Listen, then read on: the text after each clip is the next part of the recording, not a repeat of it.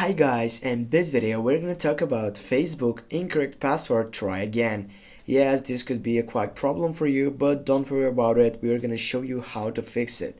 Firstly, when you get up into this section and you go log in, and it will says that when you log in, firstly you need to wait to get up to this full section, and it says incorrect password.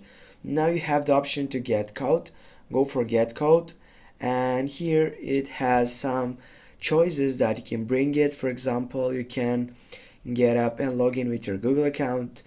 Also, it could be send the code via email, and I will choose the next one by sending the code via email, and it just go for continue. And now I need to wait to get my point of the video.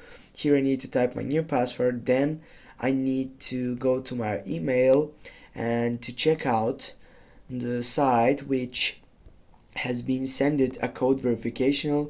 I need just to copy it, and then I need to get back into my Facebook site, and it will brings me to the main point. Thanks for watching. Don't forget to hit that like and share the video. See you soon, guys.